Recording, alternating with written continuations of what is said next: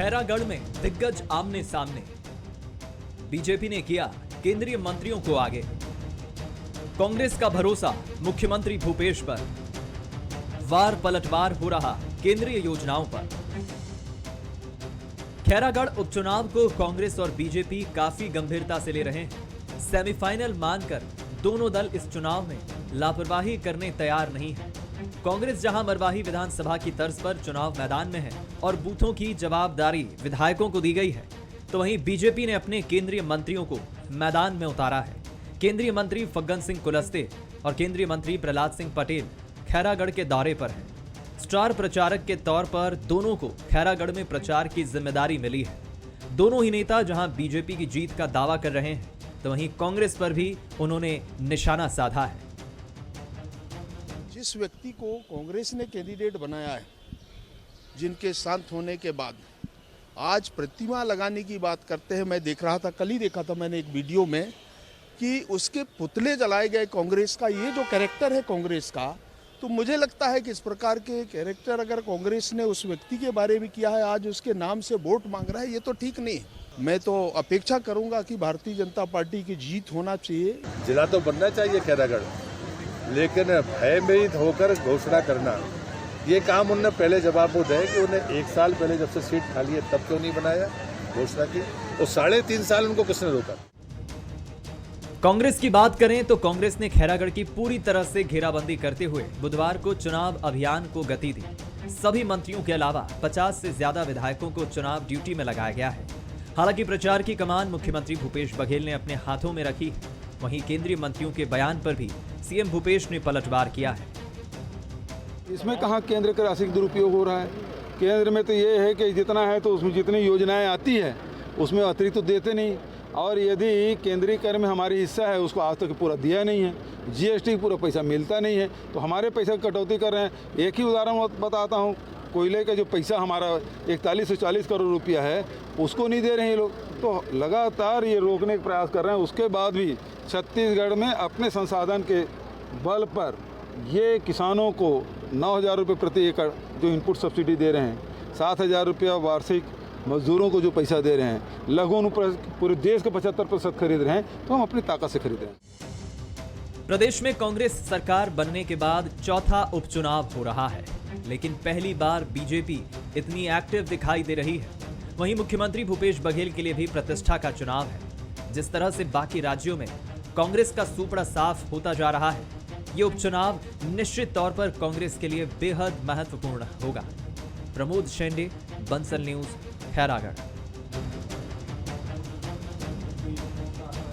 नमस्कार, आज के मुद्दे में आप सभी का स्वागत है। मैं हूं आदित्य नामदेव। खैरागढ़ उपचुनाव 12 अप्रैल को, और जैसे जैसे चुनाव की तारीख नजदीक आ रही है, संघर्ष अपने चरम पर नजर आ रहा है। दोनों ही पार्टियों से दिग्गजों ने मोर्चा संभाल के रखा है। भारतीय जनता पार्टी पिछले 3 उपचुनाव हार चुकी, लेकिन ये चौथा उपचुनाव जिस तरह से भारतीय जनता पार्टी लड़ रही है, इसमें कोई संशय नहीं है कि आने वाले 1.5 साल बाद जो विधानसभा चुनाव है उसकी तैयारी भारतीय जनता पार्टी की नजर आ रही है। अलग अलग विधायकों को अलग अलग जवाबदारी सौंपी गई है। केंद्रीय मंत्रियों ने मोर्चा संभाल लिया है। फग्गन सिंह कुलस्ते लगातार नजर आ रहे हैं, प्रहलाद पटेल लगातार धुआंधार दौरा कर रहे हैं, उसके बाद अभी शिवराज सिंह यहां पर आने वाले हैं। तो कुल मिलाकर ये जानती भारतीय जनता पार्टी की ये उपचुनाव जो है किसी भी हालत में उसको हारना नहीं, उपचुनाव जीतना है, क्योंकि अगर उपचुनाव वो जीत जाती तो एक मैसेज निश्चित तौर पर अगले चुनाव जो आम चुनाव है उसके लिए भारतीय जनता पार्टी के पास साफ रहेगा। वहीं कांग्रेस की तरफ से अगर हम बात करें तो मुख्यमंत्री भूपेश बघेल के अलावा 50 से अधिक विधायकों को खैरागढ़ की जवाबदारी सौंपी गई है। छोटे छोटे 3 से 4 बूथों में एक विधायकों की ड्यूटी लगाई गई है। मतलब साफ है कांग्रेस के लिए भी ये चुनाव कितना ज्यादा महत्वपूर्ण है। हालांकि केंद्रीय मंत्री आ रहे हैं, केंद्रीय योजनाओं पर काम नहीं हो रहा है, उसको लेकर लगातार सरकार को कटघरे में खड़े कर रहे हैं। वहीं कांग्रेस पार्टी का साफ तौर पर कहना है, सरकार का साफ तौर पर कहना है कि हमने 3.5 साल में जो काम किया वो जनता के सामने, और खैरागढ़ को हम जिला बनाएंगे। तो फिलहाल जंग में दिग्गज लगातार नजर आ रहे हैं। अब ये जंग का परिणाम क्या होगा उसके लिए 16 तारीख का इंतजार करना पड़ेगा। आज के इस कार्यक्रम में जंग में दिग्गज में हमारे साथ खास मेहमान मौजूद है, मैं सभी का स्वागत करता हूं। मेरे साथ मौजूद है ईवी मुरली साहब, वरिष्ठ पत्रकार, मैं बहुत बहुत स्वागत करता हूं उनका। मेरे साथ घनश्याम राजू तिवारी जी हैं, कांग्रेस के वरिष्ठ नेता हैं, प्रवक्ता हैं, उनका भी स्वागत करता हूं। मेरे साथ अमित चिमनानी जी हैं, वरिष्ठ नेता हैं भारतीय जनता पार्टी के, मैं उनका भी स्वागत करता हूं। सबसे पहले मुरली साहब के पास ही चलता हूं। मुरली साहब, तीन उपचुनाव हमने देखे हैं। तीनों उपचुनाव में निश्चित तौर पर जो सिटिंग पार्टी है उसने परचम लहराया है, निश्चित तौर पर विजय हुई। लेकिन ये चौथा उपचुनाव बहुत आसान नहीं है, न तो कांग्रेस के लिए न तो भारतीय जनता पार्टी के लिए। 5 राज्यों का हमने रिजल्ट देखा, भारतीय जनता पार्टी को कहीं ना कहीं संजीवनी मिली। कांग्रेस के लिए बहुत अच्छे नहीं रहे परिणाम। लेकिन अब जब उपचुनाव है, चूंकि सीधे तौर पर मुख्यमंत्री की प्रतिष्ठा भी दांव पर है, दूसरी तरफ पूर्व मुख्यमंत्री की भी प्रतिष्ठा दांव पर है, क्योंकि खैरागढ़ उनका लगा हुआ इलाका है और काफी वहां पर उनका जो है, अगर मैं प्रतिनिधित्व देखता आया हूं तो काफी प्रतिनिधित्व भी खैरागढ़ में उनको रहा है। किस तरह से इस उपचुनाव को देख रहे हैं और फिलहाल जो स्थिति है, अब ज्यादा समय बच नहीं गया, 12 तारीख को इलेक्शन होना है, क्या स्थिति दोनों पार्टियों की आप देख रहे हैं?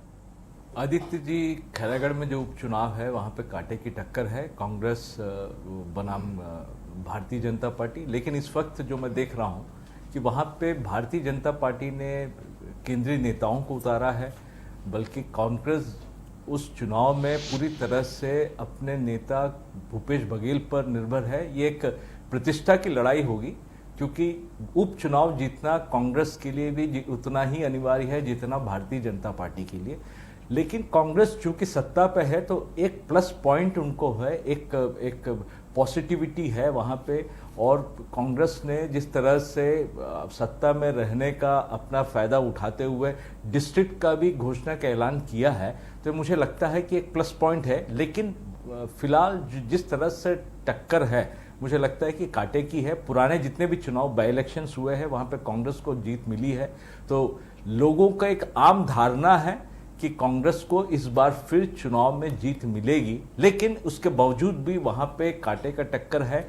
जिस तरह से भारतीय जनता पार्टी अपने दिग्गज नेताओं को वहां उतार रही है और कांग्रेस अपने नेता पर, भूपेश बघेल पर भरोसा कर रही है, तो बड़ा इंटरेस्टिंग चुनाव हो सकता है। 12 तारीख को जो जिस तरह से होगा और चुनाव के नतीजे जिस तरह से आएंगे, देखने वाली बात होगी। घनश्याम राजू जी, भारतीय जनता पार्टी के पास खोने के लिए कुछ नहीं है। 1.5 साल चुनाव बचा, 14 उनके पास मैंडेट है, बहुत ज्यादा फर्क नहीं पड़ेगा ये उपचुनाव जीतती है हारती। लेकिन कांग्रेस के लिए बहुत ज्यादा फर्क पड़ेगा, क्योंकि 5 राज्यों के चुनाव परिणाम कांग्रेस के पक्ष में नहीं रहे, ये हम सब ने देखा।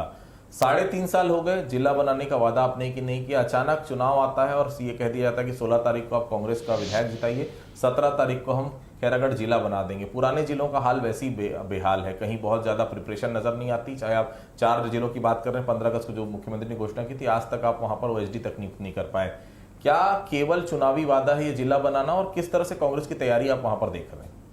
देखिए अजीत जी, निश्चित ही खैरागढ़ का चुनाव हमारे लिए चुनौतीपूर्ण तो है ही, लेकिन पूरे विश्वास और भरोसे के साथ जिस प्रकार से प्रदेश में विश्वास और भरोसे की सरकार चल रही है, न्याय की बयार बह रही है, छत्तीसगढ़िया मुख्यमंत्री भूपेश बघेल जी के नेतृत्व में 3.5 वर्षों में जनता की हम सेवा करते हुए, वायदों को पूरा करते हुए हम आगे बढ़ रहे हैं। लड़बो जितबो गढ़बो नवा खैरागढ़, ये लक्ष्य लेकर हम खैरागढ़ के चुनाव में उतरे हुए हैं। और सीधे तौर पर प्रदेश के मुखिया भूपेश बघेल जी चुनाव की कमान संभालने में लगातार वे आम सभाएं कर रहे हैं। संगठन के ऊर्जावान युवा अध्यक्ष मोहन मरकाम जी अपने कार्यकर्ताओं को लेकर एक बूथ की मॉनिटरिंग कर रहे हैं, पूरी फौज के साथ तैनात है। देखिए, चुनाव कोई भी हो आदित्य जी, निश्चित तौर पर कार्यकर्ताओं का यह चुनाव होता है, कार्यकर्ताओं के भरोसे हमें जीत हासिल करनी होती है। और जिस प्रकार से छत्तीसगढ़ के अंदर इन 3.5 वर्षों में हमने सत्ता के साथ साथ संगठन के तालमेल को लेकर 3 उपचुनाव जीते हैं, निश्चित ही भरोसे के साथ। और जिले की जो बात आपने की है, ये सवाल तो 15 वर्षों की उस भारतीय जनता पार्टी से करना चाहिए था, जिन्होंने खैरागढ़ को सिर्फ झुंझुना पकड़ाया है। हमने जो वादा किया है वो निभाया है और निभाएंगे, ये हम लक्ष्य लेकर चल रहे हैं। जरूरत आज किनको दिखाई पड़ रही है, मतलब 15 साल तक भारतीय जनता पार्टी सत्ता पर रही, पर उनके चेहरे नहीं है, उनके पर छत्तीसगढ़ में भरोसा नहीं है। ये केंद्रीय नेताओं को बुलवा रहे हैं, चाहे वो कुलस्ते जी हो, चाहे प्रहलाद पटेल जी हो। आज तो उन्हें वहां पर क्षेत्र की जनता बोल रही है कि आप किस मुंह लेकर यहाँ आए हैं। उन्हें क्षेत्र की जनता ने भारतीय जनता पार्टी को अपने गांव से बाहर निकाला है, जिन्होंने 15 साल झूठ बोला है, उसके प्रमाण है आदित्य जी। अमित जी, किस तरह से उपचुनाव को देख रहे हैं आप, क्योंकि अब वक्त ज्यादा बच नहीं गया, अपने फौज पूरी उतारी है, रमन सिंह जी हो चाहे नेता प्रतिपक्ष धर्मलाल कौशिक जी हो, सबको अलग अलग जिम्मेदारी सौंपी गई। और ये निश्चित तौर पर अगर ये चुनाव भारतीय जनता पार्टी जीतती है तो आपके कार्यकर्ताओं के लिए इससे बड़ी खुशी की बात नहीं हो सकती, क्योंकि 1.5 साल बाद आपको आम चुनाव में जाना है। फिलहाल इसके पहले के रिजल्ट आपके फेवर में नहीं रहे हैं। माननीय आदित्य जी, ये चुनाव हम जीत रहे हैं और जीतेंगे, यह मैं आश्वस्त कर रहा हूं और उसके पीछे कारण भी दे रहा हूं। जो 3.5 साल छलावा हुआ खैरागढ़ की जनता के साथ, जो उनको बेवकूफ बनाया कांग्रेस ने, उसका बदला लेगी जनता। जो भारतीय जनता पार्टी के कार्यकाल में स्वीकृत काम थे वो काम तक 3.5 साल में ये सरकार नहीं कर पाई है। नया काम तो झांक के नहीं देखा खैरागढ़ को। अब चुनाव आ गया तो बोलते हैं जिला बनाएंगे। अरे भाई 3.5 साल किसने रोका था जिला बनाने से?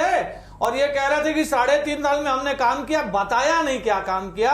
हमने क्या काम किया मैं बता रहा हूं, तथ्यात्मक बात करता हूं। कृषि महाविद्यालय जो है उसकी स्थापना खैरागढ़ में भाजपा ने की। खैरागढ़ को नगर पालिका का जो दर्जा है भाजपा ने दिया। ITI की स्थापना भाजपा ने की।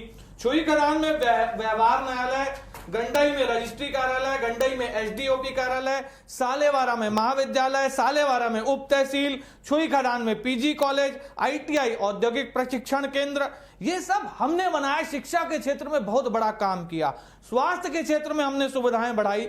खैरागढ़ के विधानसभा में 2 प्राथमिक स्वास्थ्य केंद्र होते थे, उसको बढ़ा करके हमने 13 किया। 47 उप स्वास्थ्य केंद्रों को हमने बढ़ा करके 83 किया।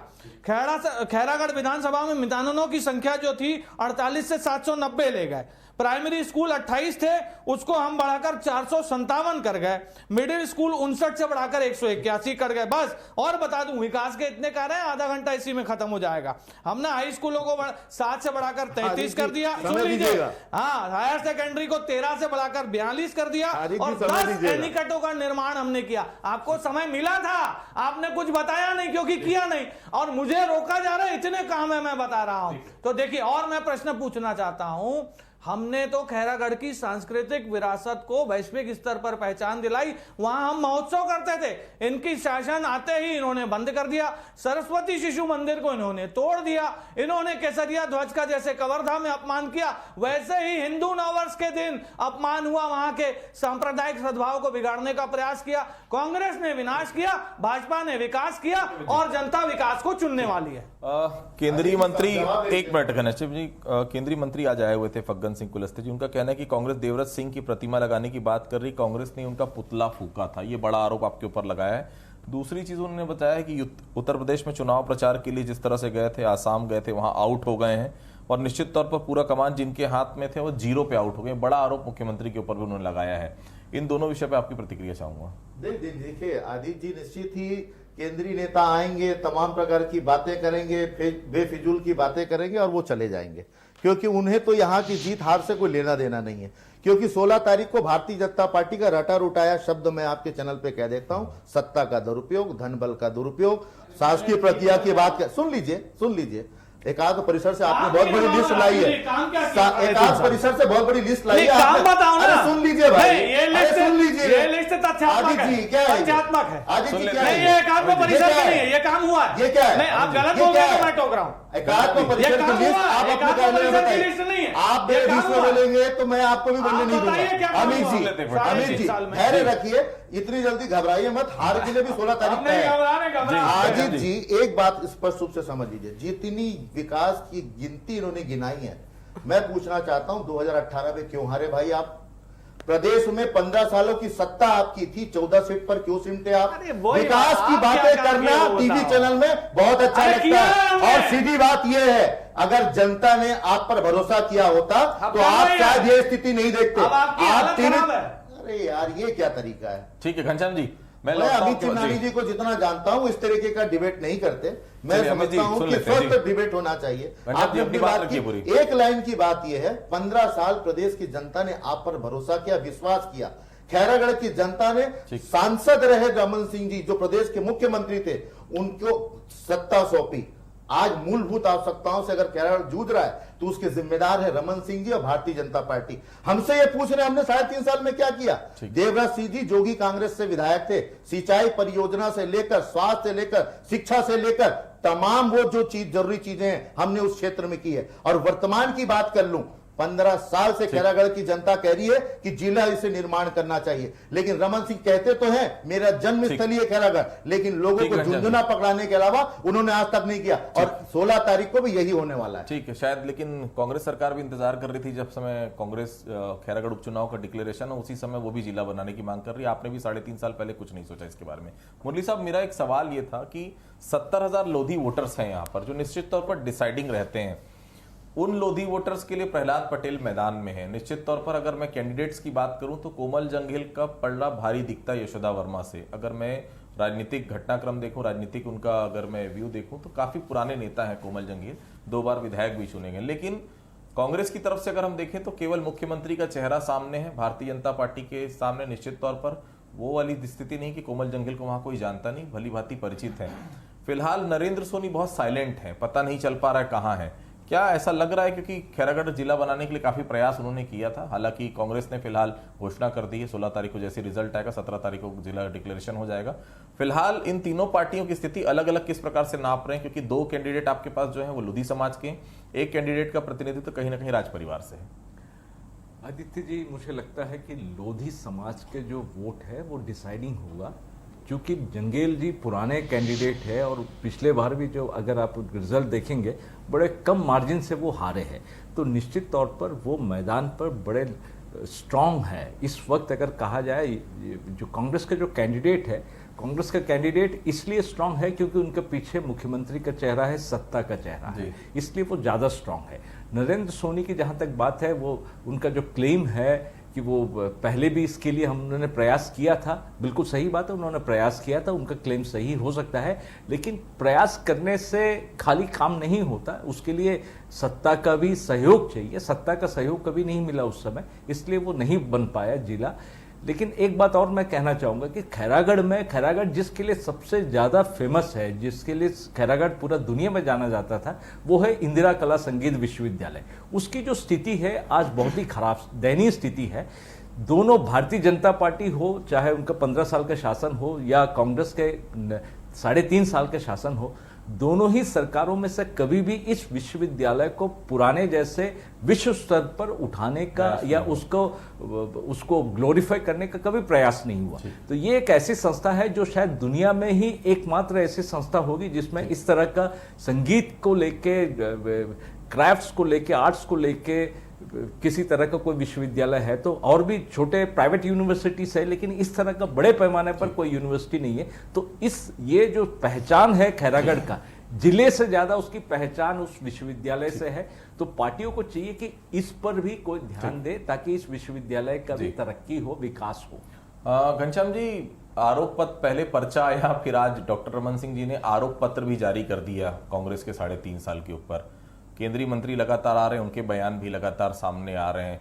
सीधे तौर पर मैं ये कहूं कि आरोप पत्र में जो बातें आई हैं वो निश्चित तौर पर 3.5 साल में जो काम नहीं हो पाया, जो सरकार की विफलताएं हैं उसको बताने का प्रयास है, क्योंकि भारतीय जनता पार्टी सत्ता में नहीं है, वो जिला बनाने का वादा नहीं कर सकती। लेकिन 3.5 साल में जो आप नहीं कर पाए, या जिसमें कहीं ना कहीं दिख रहा है कि आप कहीं ना कहीं पीछे हट रहे हैं, या जो आने वाले समय शराबबंदी की मांग होगी, या तमाम चीजें उसमें है, तकरीबन 35-36 पॉइंट का वो बिंदु उन्होंने जारी किया है, उस आरोप पत्र का जवाब किस तरह से कांग्रेस पार्टी देगी? देखिए आदरणीय आदित्य जी, आरोप पत्र विपक्ष लगाए ये कहीं किंतु परंतु नहीं है, लेकिन राज्य की उम्र 18 साल जब हम सत्ता पर आए, 15 साल तक प्रदेश को भारतीय जनता पार्टी को सत्ता सौंपी राज्य की जनता ने।